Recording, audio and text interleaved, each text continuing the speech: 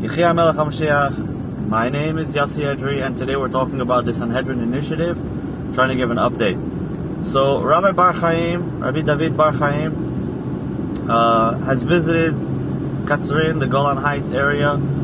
We had a shir in Alonei Bashan. We had a Shabbaton for the Kihilat Torah Hashem Be'eretz Israel in Katzrin. Rabbi David Bar Chaim gave a shiur Shabbat Acharei Seudah, as well as gave a speech at the Rasha at the Kiddush Shabbos day. We also were able to make an interview Friday morning, which is on YouTube right now in Hebrew, on Hakamat Sanhedrin, myself and Rabbi Bar Chaim. So we, Baruch Hashem, packed in as much as we could last week, and Baruch Hashem, another week has passed, and of course on the email chat of the Kihilat Torah Hashem Be'eretz Israel, there was a very big positive feedback from this Shabbos.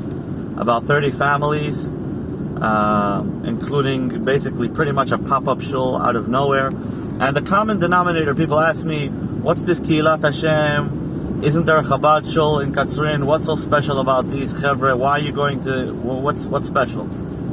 What's special about these chevre is that they are the kind of leadership. The reason I stopped going to the Chabad shul in Katzrin is because during the Rosh Hashanah Yom Kippur davening, the Rov and the Gabbai put out a post in the group. Basically, everyone should not forget to come with a mask, and so on and so forth. And even though it wasn't enforced in shul, the fact that the Rabbanim were not able to argue common sense, and they kind of folded under the pressure, I guess, or were misinformed. Regardless, that kind of leadership is very dangerous in our day and age, in my opinion.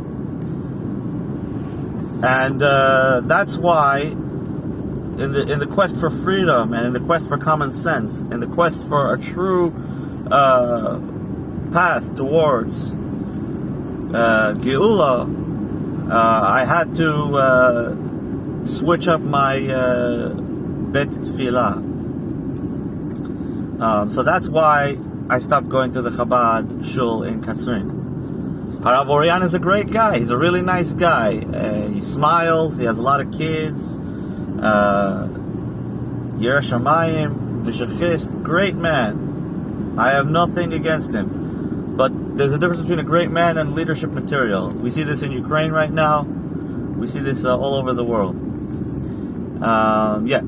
So, b'makom she'ein ish ishtadel ish, but yesh anashim, and there's no inyan to push yourself into a place sheyesh anashim acherim. Anyway, b'chol oifen, so the Kihilat Torah Hashem Be'eretz Israel, as you can understand, is just made up from different kinds of Yidden, Chassidim, Kifas Ruga, Balei Tshuva, different walks of life, and the common denominator is Geula, freedom. Coincidentally, many Americans are part of this group because for some reason it seems that for them Cherus and freedom is a very important thing. Now, if someone goes on our page on mnglobal.org, mn like Mashiach News Global.org, of course you can see the 3 videos we have about the establishment of the Sanhedrin in English, as well as Rabbi Bar Chaim's video in Hebrew, as well as the debate we had, Tamar Yona and myself, Rabbi Bar Chaim. And of course, under the Sanhedrin services is the history of the Jewish people giving advice, and so on and so forth. It's a summary of what the Sanhedrin is supposed to be. And we have the Beis Avad page, Beis Avad fundraiser.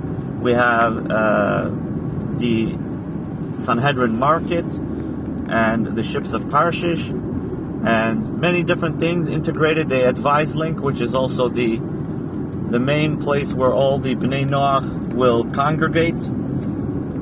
So we have a few things going on the Sanhedrin the Sanhedrin services page. on our website. So for those who are unfamiliar, definitely check. And for those who are familiar, you should definitely double check, because we always update those pages. Again, if you see this video and you want to join our work, whether you're Jewish or a Noahide, or you're not Jewish right now, but you like what this sounds like, then definitely let us know. Give us a phone number or an email that we can reach you at, and we can see if we can integrate you into our WhatsApp group, The Lion and the Lamb, which is the yeshiva for Bnei Noach, as well as the Sanhedrin newsroom for the Talmidei Chachamim, and so on and so forth. Kihilat Torat Hashem Be'eretz Yisrael is special, and what's important about this name is that it's Torat Hashem and it's Be'eretz Yisrael, because a lot of the halachas that we learn, Minhagenu Kan, Bepolin, etc., we have to re-look at everything in the context of Eretz Yisrael. Now, Rabbanim, Dayanim that are joining the Beis Havad, which is it's the Hachana for creating the Sanhedrin, because what we need for the Sanhedrin is smicha. And in order to have smicha, you need to have a few thousand Rabbanim at least. Roiv Chachmei Hador, the Rambam says, they have to all agree on one person that he's gonna start the smicha for the Sanhedrin all over again. We're talking about the level of smicha of ish mipi ish, Moshe Rabbeinu, that is needed to start the Sanhedrin. So, on that note, what makes a regular Rav on the level of being part of an integrated Sanhedrin or the Beis Havad? First of all, we have to say the benefits. The benefits is that you become part of Kihilat Torat Hashem Be'eretz Yisrael, which is the most miyusad, organic, truthful, non-galus, geula-driven body of Rabbanim, realistically working on the geula right now. So that's number one. Second of all, these Rabbanim will be the Rabbanim of Kihilat Torat Hashem Be'eretz Yisrael. Number three,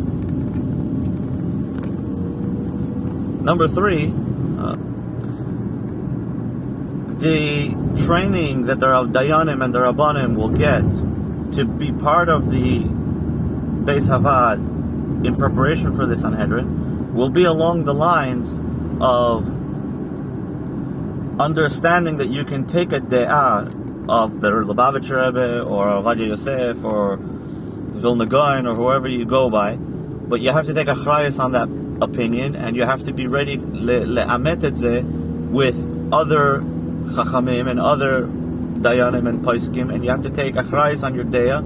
You have to be able to present your de'ah and explain it, and it has to be put up on the table in order to figure out what's the right thing for all of Am Yisrael.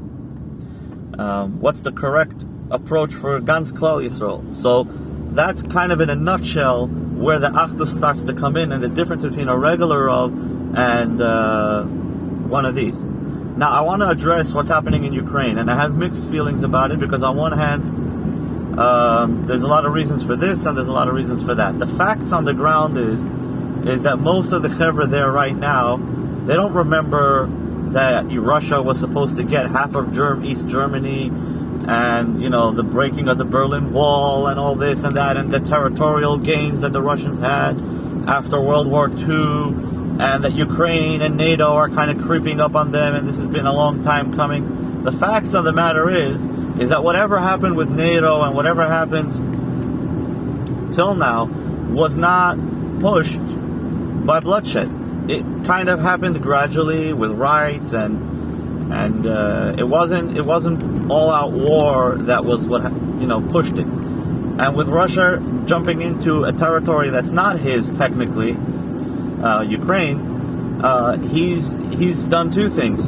He's jumped into somebody else's shetach, which automatically makes him guilty, because it's like two people fighting. Why are you in his house? He's fault. It's his fault. It's your fault. Why are you in his house? So, number one, that's one reason. Number two, Vladimir Zelenko, which happens to be a Yid, And I think it's actually ironic, like the way right now, based on the information we have, it almost sounds like there's some neo-Nazi groups that are fighting for Ukraine. And the irony is that everybody knows that there's a lot of suicide that happened in Germany when the younger generation found out that their parents were Nazis. So now is almost like a paradoxical, redeemable moment for all these younger generations which want to fight for the Jewish people. So they can kind of join, it's kind of messed up, but they can kind of join the fight against the Russians in Ukraine. That's what it feels like. Now, on the other hand, we have everyone saying that Russia is the only thing standing between the New World Order agenda, you know, and so maybe we should be rooting for Russia. I have an opinion that came to mind, which is Ukraine represents the Lubavitcher Rebbe, the Dor HaShivi, the 7th generation, the Mashiach push. Russia represents Dor HaShishi, the 6th generation, which represents Judaism and Hasidic philosophy. Until very recently, there wasn't really much of a difference. Just like there isn't very much of a difference between Russia and Ukraine. But now it's becoming more polarizing. Are we going to hunker down in Golos? Are we going to, you know, soothe our message in order to get more donors and not, you know, speak too much about Mashiach? Or are we going to go all in on the Geula? And that's kind of how I see it. And therefore, if that's what's happening, then I think that Ukraine's going to win. It's a very interesting situation. Very, very interesting. That's so much about that. I would actually want to go to Ukraine. I don't know if physically, but maybe even create a prayer session for actually both sides. That this should be in a way of tranquility and peace, and that the bloodshed should stop. And I already said that the bloodshed is too much, and solving an issue through bloodshed is so old-fashioned. I mean, it's surprising that it's actually happening. It's horrendous, it's horrifying, and it's surprising at the same time that world leaders actually resort to this. Especially now that everybody's playing video games, everybody knows what death is, and it's surprising that I'm surprised that the cops even exist, or that the armies, that the government even has people to put in the armies. You know, that's just me. Anyway, Yechia Melech HaMashiach. The momentum is there. Kihilat Torah Hashem Be'eretz Yisrael is on its own course. It's not just limited to the Golan Heights, but it's definitely very strong and popular in the Golan Heights.